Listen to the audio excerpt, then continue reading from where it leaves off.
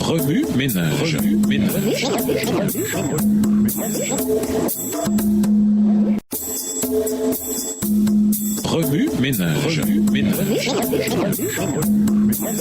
Bienvenue à notre émission Remue ménage. Noire leçon de lundi, interprétée le tribunal cosmique. À bien des égards, la grande controverse se déroule comme un procès. Dans un sens, Dieu est jugé pour les accusations de Satan à son encontre. Et dans un autre sens, les êtres humains sont jugés pour les accusations de Satan à leur encontre et pour satisfaire aux exigences de la loi de Dieu. Dans un troisième sens, Satan et ses légions d'anges déchus sont jugés pour leur rébellion et leur péché. La justice doit être rendue dans tous les aspects de cette affaire. Il s'agit d'une situation juridique d'une complexité et d'une ampleur épique. Le jugement abordera et résoudra toutes ces questions. L'objectif final du jugement est que chaque être dans l'univers, qu'il soit non déchu, sauvé ou perdu, connaisse la vérité sur le caractère de Dieu et sur les mensonges de Satan. Le jugement expliquera aussi pourquoi certains sont rachetés et vivront éternellement alors que d'autres seront détruits et cesseront d'exister. À la fin, tous reconnaîtront la justesse des jugements de Dieu. Dans chaque cas, les saints et les anges déclareront « Tes plans sont justes et vrais » Apocalypse 15, verset 3. Pour accomplir cette tâche monumentale, le jugement se déroule en 3 phases. Le jugement investigatif, le jugement du millénium et le jugement exécutif. Le jugement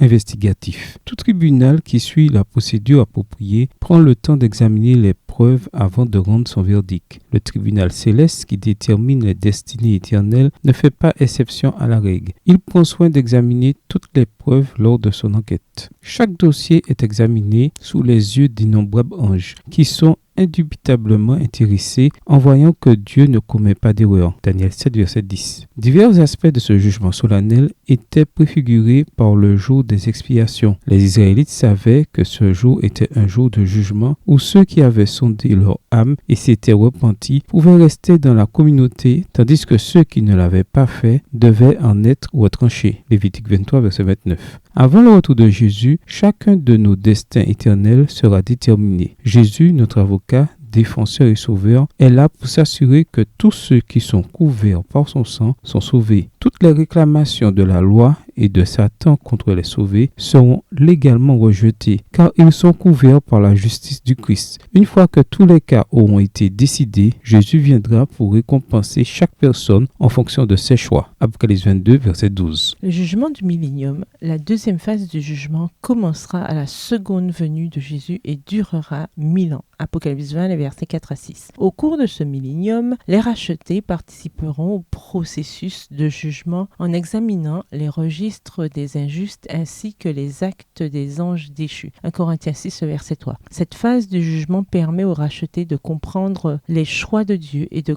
confirmer que ces décisions sont justes et équitables. Le jugement exécutif. La troisième phase du jugement a lieu après le millénium, lorsque tous les cas ont été examinés et que les verdicts ont été compris. Satan, les démons et les méchants ressuscités seront détruits par un feu dévorant et le péché sera éradiqué à tout jamais. Apocalypse 21, les versets 4 et 27. Dieu est amour et justice. L'un ne peut exister sans l'autre. Aussi compliqué que puisse être cette vie et cette guerre cosmique, prenons courage, car bientôt tout ça appartiendra au passé. La justice aura été rendue, tous les traumatismes auront été guéris et toutes les créatures vivantes seront à nouveau en harmonie avec Dieu, avec la loi et les unes avec les autres. Remue ménage, après avoir regardé votre texte écrit et annoté, quels éclairages particuliers vos notes semblent-elles indiquer de l'ensemble? Quelles questions émergent après l'étude de la leçon d'aujourd'hui? Quelle partie trouvez-vous difficile? Quels autres principes et conclusions découvrez-vous? De quelle manière la compréhension du jugement de Dieu devrait-elle influencer votre façon de vivre au quotidien? Au revoir. Et à demain si Dieu veut.